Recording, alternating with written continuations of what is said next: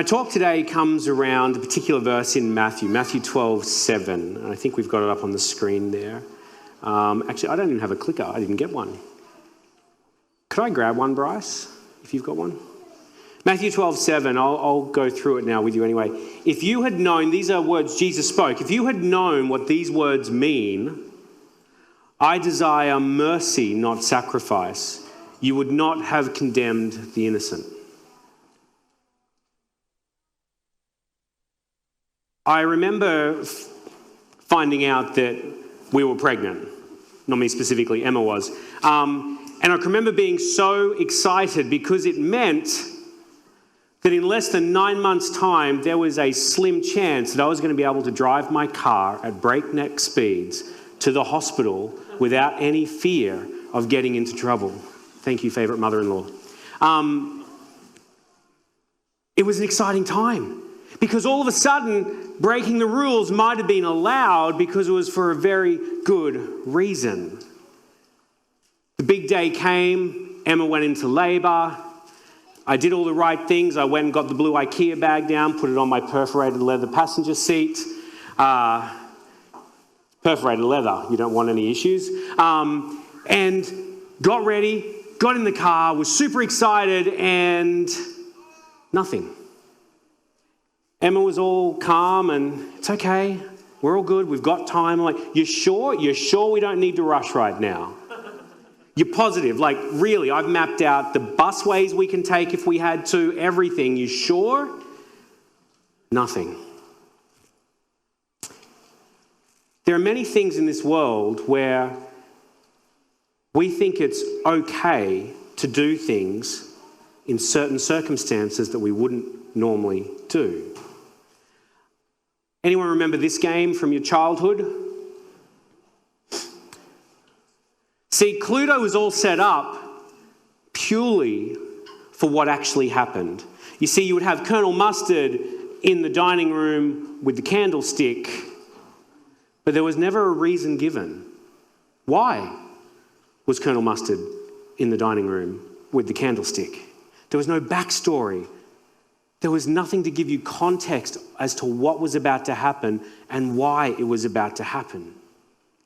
Working in the court system, or I remember growing up, Mum used to love on a Sunday afternoon going into the ironing room, which was a room that we had a piano and a little organ in there, and she set up her ironing board and she set up a little black and white TV, and she would love watching a certain program every Sunday afternoon. Lincoln, you remember what that was? Yeah, Perry Mason. It was a mystery. She loved her mysteries, loved them. She loved trying to work out during that ironing. She loved ironing too. She was a weird woman. And she would iron and she would try and work out what was happening and why the person did what they did. That really intrigued her to try and work out what the reasons were. It wasn't always about the act itself. FBI profiler Clint Van Dant was talking in a book that he wrote once about being this profiler, somebody who would look at people, court cases, and try and work out why they were doing different things, what the reasons were behind it. And he said motive is so important because without an understanding of why people commit certain crimes in the way they do, we are left to begin at square one at every investigation. Something we simply don't have the time or resources to do. And he goes on in his book to also say that if you don't have a motive and you are trying a case in court, it is really hard to get the jury to convict. When you've got 12 of your peers sitting there, there is something human about wanting to know why it occurred, not just that it did. And he said it is so hard to get a conviction done if you cannot explain to that jury what the motive actually was. There are so many things we do in life. We can get up and preach. Ryan and Caitlin this morning getting up to sing. You might get up to do a welcome or a prayer. And the question always comes back to me when I'm doing it. Why am I doing it? I am somebody, as I've spoken about many times before, with a reasonably healthy ego. And the question sometimes comes, Ryan, why did you get up to sing this morning? Was it because you enjoyed the spotlight? Was it because you enjoyed taking your mask off? Was it because you enjoyed playing music? Was it because you loved worshiping God and that is your way to express it? Was it all of the above? Are any of those motives, any of those reasons why you do things better or worse than others may depend on the context or the act of what you're actually doing. Satan knows more than most how much ego can influence why you do different things. Think back to the very first story in the Bible of sin. Who was it? We throw her under the bus all the time, blaming all of the world's problems on this poor woman, even though all of us would have done probably the exact same thing. Eve was there, and what did Satan do to coerce her into that first sin? What was his spiel? Sorry? You're not going to die? Absolutely. And what was he going to give her? Knowledge. He was going to give her knowledge that was what? Equal with who? God. He played to her human ego and said, if you do this, you will be great. Pretty certain this was the very similar issues that some of our dear Pharisees had back in the day of Jesus. Mark 12:38. See if I can bring this up here. Mark 12:38 to 40. This is Jesus talking.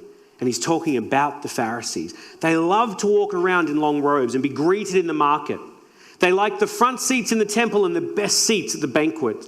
And they pray long prayers just to show off. Jesus is calling out motive here. Here are these men doing seemingly wonderful things by standing on the side of the road and praying so that all who pass by get the benefit of a prayer. But they're not doing it for holy reasons. They're doing it just to show off. He calls them out and they did not like it. We love calling out people, especially a certain group of people who help run countries. We love looking at them and what their motives are. Are there motives of a politician? And I apologize to any politicians that we might have here. So often we actually say, are the motives because they want to stay in government for an extra 4 years on what could be a very good salary, being in the spotlight, or are their motives actually pure for the people they are to look after? Boris Johnson, anyone know who he is? Yes, Boris Johnson, the UK's PM, once said this. I love this quote. The beauty and riddle in studying the motives of any politician is in trying to decide what is idealism and what is self-interest, and often we are left to conclude that the answer is a mixture of the two. That is some brutal honesty from a very famous politician. That sometimes we do things for more than one reason. Sometimes for self, mixed with good for others. I guess today, the purpose of my sermon is to look at why we, this church family that is sitting here right now, or out there today watching, or in Seattle, or in outback Queensland at the moment, why do we do certain things? The other day, I was driving home and was coming down Gardner Road in Rochedale there, off Mount Gravatt Capalaba Road. And it's a big hill, and you can gain a little bit of speed, and there's quite often a lovely person sitting at the top of the hill on the other side there in a car, just wanting to stop and chat to me.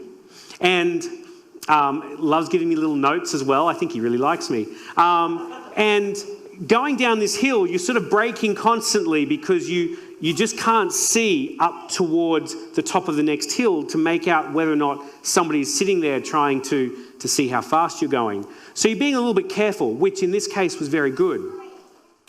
The reason being is as I'm coming down this hill, I'm driving down, and all of a sudden, out of nowhere, from the left-hand side out of a driveway, came running a very large German Shepherd dog.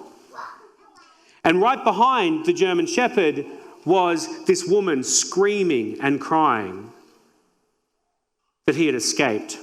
And he ran across, it's a 4-lane road at this point. There are cars beside me, there are other cars coming the other direction down that same hill. And people brake, and I had dash cam footage of it and I showed the kids.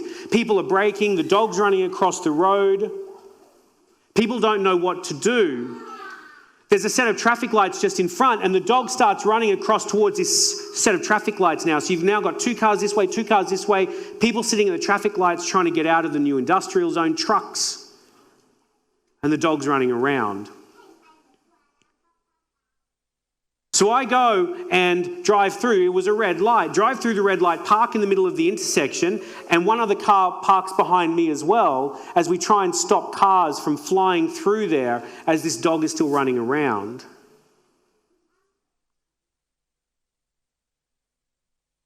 Finally, she was able to catch the dog. We all got out and jumped out and called it, and we finally got the dog back again. But the difference was, if I had done the same thing and driven through a red light and stopped in the middle of the intersection and there had been no dog, either one, I would have gotten into trouble, or two, people would have been quite irate at me for blocking up their intersection. But there was a reason good enough for people to slow down, stop, and say it is okay for you to break the law in this instance. There are situations we have within church where we love the idea of motive. I remember back in my days, and I won't name the church, but I was going to this smaller church a little bit further out from Brisbane. I had been there for many years, and I remember driving there one day, and there was a lot of discussion when I got to church. And after finding out why, I'm not sure if it was amusing or sad at the time, but somebody had been driving to church that morning. And as they'd driven past a petrol station, they had seen that one of the senior elders of the church was in the petrol station filling up with fuel. Sabbath morning. I'm impressed lightning didn't hit him straight away. This God-fearing church member continued on to church. And as a good Adventist, decided to discuss this with a large group of people to try and work out whether or not this was something that should be brought up to this person. Should it be discussed about why were they doing this? They shouldn't be doing this. It was Sabbath morning and they were a senior elder. They should know better than breaking the Sabbath commandment. So it was decided after some time to go and actually talk to this person when he arrived to church late and find out what actually went on, and to maybe remind him that as a role model for the church, you should be held to a higher standard than the standard pleb church member. So as cliche as it sounds, they went and spoke to him. Dead set true story. I remember this day. It was unbelievable to find the backstory, where the elder had been driving to church that day, and seriously sounds like a parable, had come across a car on the side of the road, no joke, with a family in, 3 kids and a mum and a dad. They were on the side of the road. Now I was probably close to 22, so this is a little while ago. This wasn't where everybody just had mobile phones and, you could just call someone, and they were waiting on the side of the road. And he stopped to offer them help. And he said, what is going on? They said, we have run out of petrol. They were nowhere near a petrol station. This church is quite a way out from Brisbane. And there was nothing around. He got back in his car, drove back to the nearest petrol station, which was some way away. Back in the day where you could borrow a jerry can from the petrol station after leaving your license, he filled it up where he was obviously caught by a church member filling up this jerry can, took it back to this family, filled up their car, and while doing so, again, as cliche as it sounds, one of the parents asked why he was dressed in a suit on a Saturday morning helping them fill up their car with petrol? Was he going to a wedding, a funeral? What was going on? He's not going to work because out there is only farms. You're not dressed in a suit. And he said, I'm going to church. This led to a long discussion about why you would go to church on a Saturday. Hence, he became very late arriving at church. The church member who obviously brought this to the attention of the masses now was not feeling as good about themselves because of the godly work that was being done by this senior elder. Motive changed the act. Why he did it that day was much more important than what he did that day. My brother and I, we would love Sabbath afternoons, certain Sabbath afternoons when we were growing up. We used to live down in Birkdale, and my dad would go and visit, and still does to this day, to take records to different people. He would go and visit some older people around the place. Some we would drive to down to Victoria Point and hand out records and stuff Sabbath afternoon. He thought it was good for Lincoln and I to be involved and to see people of different generations. But there was one lady who lived not too far away from us, but far enough away that we couldn't walk there. And Lincoln and I would look forward to this on the Sabbath afternoon because, I'm sure it was because we wanted to visit the old lady and give her a record, but we were allowed to ride our bikes. Sabbath afternoon. This was unheard of, but we were doing good work. So we were allowed to get on our bikes to go and visit this lady, and we had fun. And I'm sure, I can't speak for you, Lincoln, but I'm pretty certain our motives there were not quite holy. We wanted to go and visit her because it gave us an excuse to ride our bikes on the Sabbath, and that was exciting for us as kids. Our motives were absolutely not pure. But maybe the act from that motive was still good. Confusing, isn't it?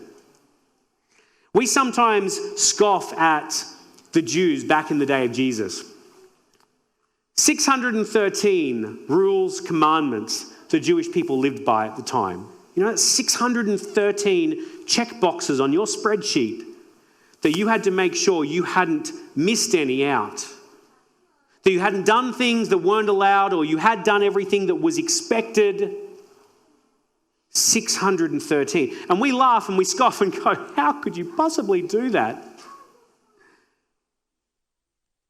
But growing up in a conservative Adventist church sometimes didn't feel much different.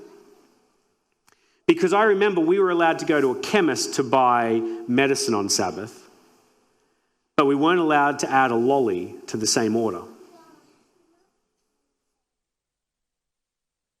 We're allowed to pay for church events on Sabbath, but only if you put them into a very discreet-looking envelope and hand them very subtly to the treasurer on a Sabbath morning.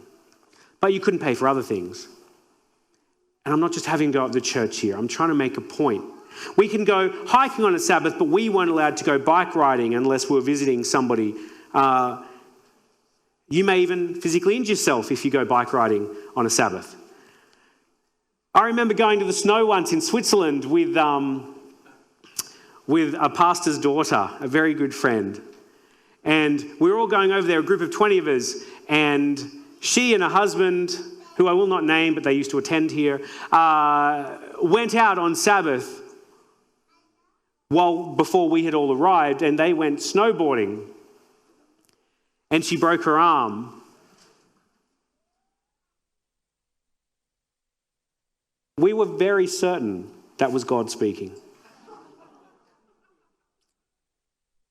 She knew the rules, she broke them, and she got punished. See, we can get into the lake on Sabbath at 40 degrees, but we're not allowed to swim. We can go for a walk on Sabbath as long as it's not with a metal stick and a white ball. It seems as if our motive is pleasure rather than sacrifice, unless it's a Genesis 2:24 kind of Sabbath afternoon. We put up rules.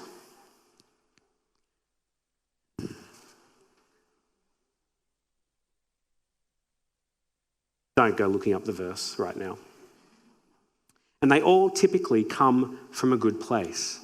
But so did the 613 commandments that the Pharisees had.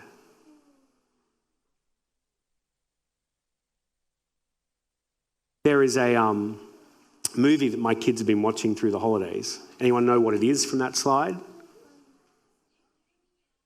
Zootopia. Yes, Master Strawn, you are correct. And there is a line in Zootopia that really hit me, and this is where this sermon actually started from when I was watching it a couple of weeks ago, going, wow.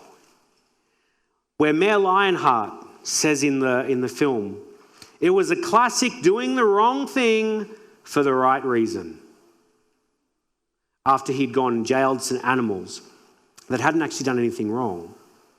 But it was the wrong thing to do, but he had done it for the right reasons. And he was imploring that my motive was pure. The act may have been bad, but my motive inside, the reason I did it, was more important. The Jewish people at the time when Jesus was there, they were getting bogged down so much in the sacrifice and not the mercy. They were worried too much about that verse that Jesus quoted about the second half of it of sacrifice and not the first half that he spoke about of mercy. He was there to be different. He threw it all the wrong way.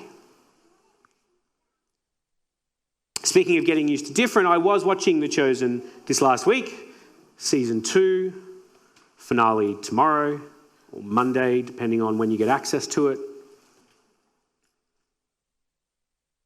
And a couple of episodes ago, they were basing it on Matthew 12, which is where our text came from today.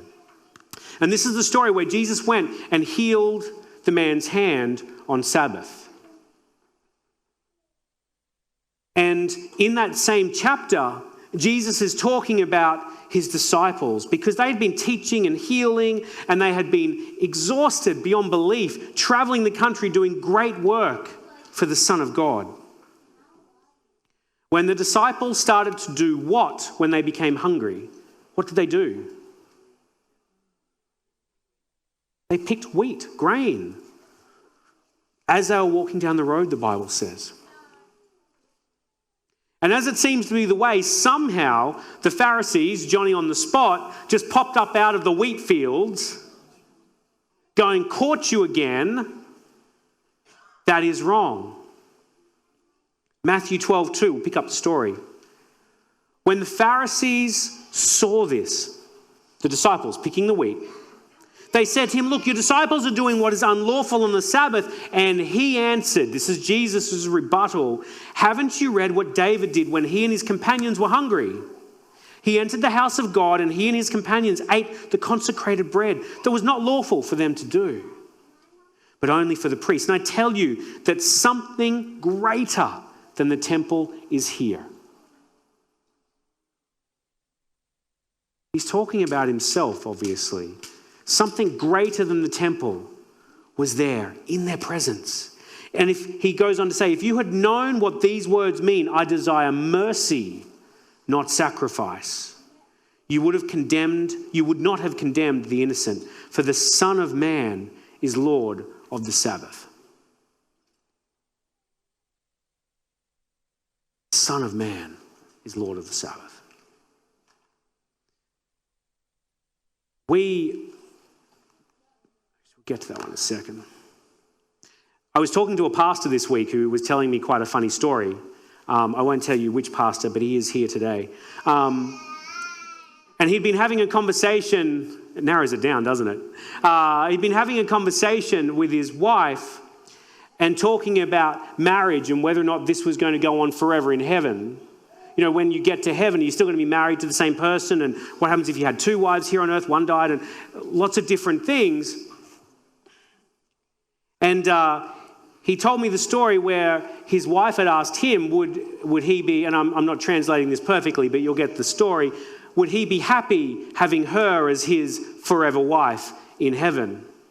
Very smartly and very quickly, this man answered yes. Very good answer, and very good to do it quickly. She then asked him, "Are you sure you don't want any more time to make sure that I'd be the right person for you?" "No," he said, "because in heaven you'll be perfect."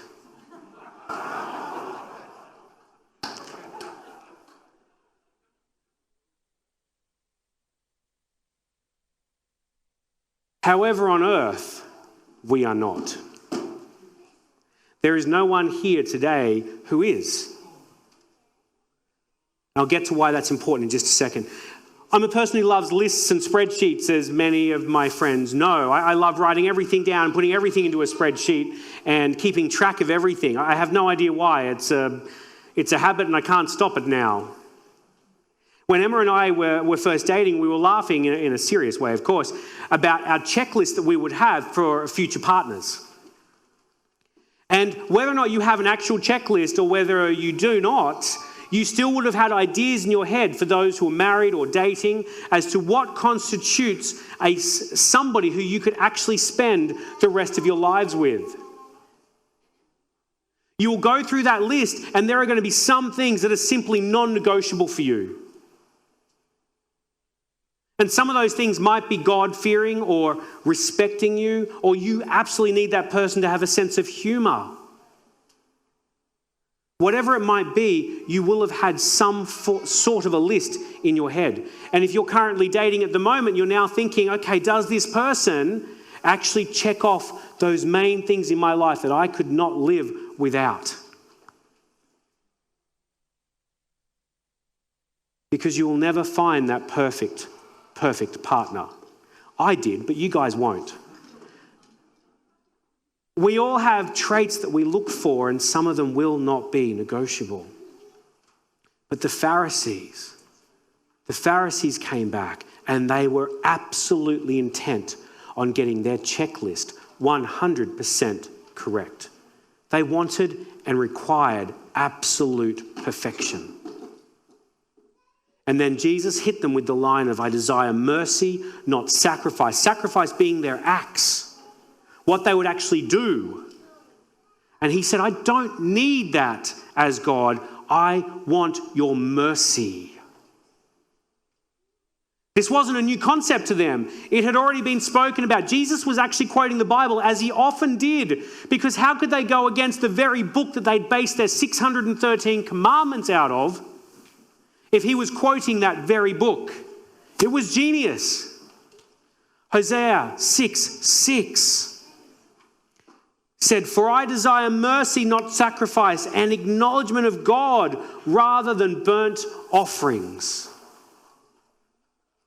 And he quotes this and throws it back in their face.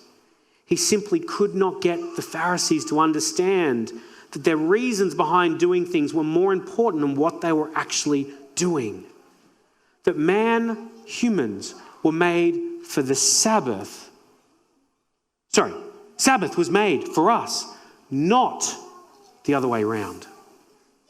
He healed people on Sabbath. He told people to pick up their mats on Sabbath, specifically asking them to break one of the 613 commandments, to pick up their bedding and walk on Sabbath. He did this completely on purpose. It was no accident that he went and healed on a Sabbath day and asked them to do this. He had any other day of the week to go and do this, but he found these people on a Sabbath to call them out. You see, if I hit my daughter to the ground, you would look at me and go, "You can't do that," unless you found out that I was stopping her from being run over by a truck. Or if you heard I'd been on the beach and I'd been locking lips with a lovely young lady that was not my wife, there would be scandal, unless you found out I was giving her CPR. Or there are many times we let people do things to us in our bodies that would not be okay in the context of a marriage, but it's okay because they're a urologist or an obstetrician. Take out the motive and it changes the act. What can be right in one situation will be very wrong with a completely different motive. Jesus hung out at places that no one else would go to. No righteous Pharisee would be seen in them. He hung out with people that no Pharisee would even talk to. And he even told parables where Pharisees would walk to the other side of the street to simply avoid being around a particular person. And he threw all of it back into their faces. And he showed that mercy was so much more important than the actual act. What was in the heart was the most important thing. It rarely ends well when you say to somebody it was the thought that counted. Because it normally means you've messed up somewhere if it's just a thought that's counting right now. You see, I can say to Emma, I thought about cooking you dinner. That's actually not the same as cooking her dinner, just out of interest, I found out. So you can think about it, and that thought is actually not the same as doing the action of actually cooking the meal. Jesus kept spinning it all the way around, though. He kept putting it backwards for them. He was doing everything in reverse. He even went as far to say in Matthew 5, if you remember these verses, that it's not just bad to commit murder, it's what? It's just as bad to what? Be angry at somebody. And he was talking to the disciples at the time. Or it's not just bad to commit adultery, it's bad to think about committing adultery. The motive is more important, he kept saying, which goes against everything we believe in society. Because I tell you what, I do not get mad at my children if they think about eating the chocolate but don't actually eat it. I actually go and praise them. Well done. You wanted it, but you didn't do it. Good job. And Jesus says, no. When it comes to spiritual well-being, flip that. I'm not giving you praise just because you didn't actually do it, but you wanted to. I want you to be in a place where you don't want to do it in the first place, or you want to be with me, or you don't want to do the wrong thing, not what you actually stop yourself from doing.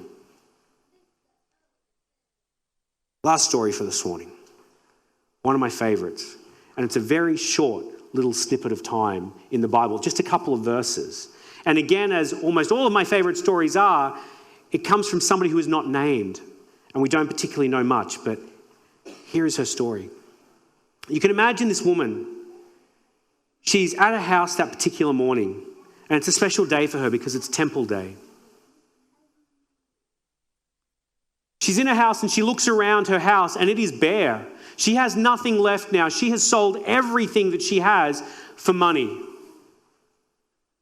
She doesn't have many options because after her husband had died, no brother-in-law had come in to take care of her, as was the custom. She was a woman, so she didn't have the option of just going out and getting work. The work that she could go out and do, she wouldn't do. She had tried everything else she possibly could. She'd gone to the front street, to the gate of the city, and had sat there begging, but it was not enough money to make ends meet. Her husband had left her with nothing, or what little he had left her with when he died has now disappeared as she'd used up all of this money just to provide for her and her family. Her status in society was nothing because back then, if you were a woman, as you know, your status in society was completely wrapped up in that of your husband's status. Not a good way to be. Especially for some of the wives sitting here today. How would you like to be known just for what your husband is known for? Shelley.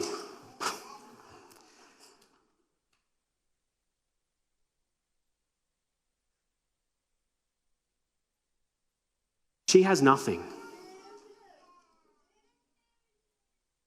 She goes to the temple that day, and little does she know that an extremely powerful story is about to occur because of her very simple act that she's about to do. She walks in to the court of women in the temple. Obviously, women weren't allowed everywhere in the temple, but there was a section, and she went in there to give offerings. And although it was called the court of women, men were allowed to go. And there's Jesus bringing his disciples into this court, and they're standing on the outside of this court, watching. The disciples at this stage have no idea probably what they're doing. Why has he brought us into here? Just to watch everyone give their offerings. They're like, we're doing the work of you. We don't have anything more to give. We literally are picking grains while we walk because we have no food. And you can see all these men come up first. Pharisees, priests, religious leaders, leaders of the community come up, and they would literally bring, there are so many stories written about this, they would bring such large bags of money. Probably in the smallest denomination they could to make it seem even more impressive. And they would literally tip their money into the offering as slowly as they could possibly do it, to make it last for as long as they possibly could, to show everybody how much they must love God.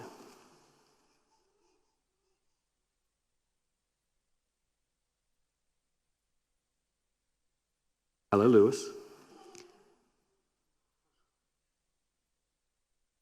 They're standing there, making it seem very intimidating for everybody else around them.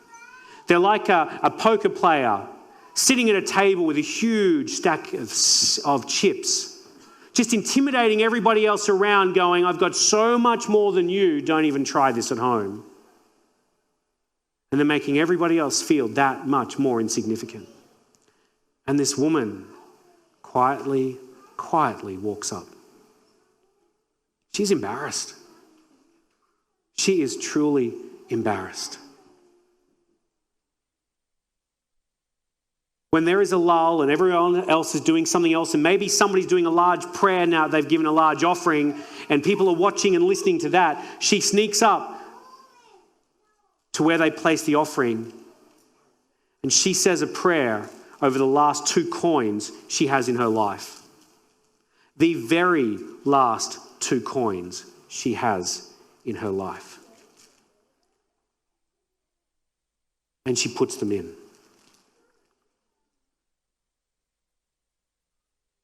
Mark 12:43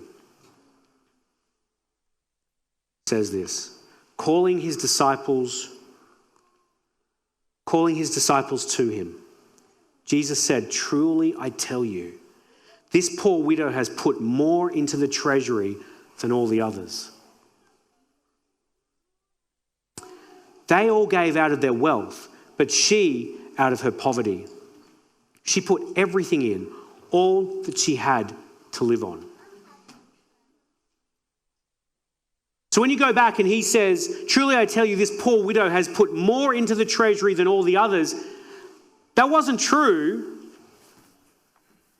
I'm not saying Jesus was lying, but he was talking about something so different than where our minds went to instantly. She had not given more than the priests and the religious leaders who had put in so much money.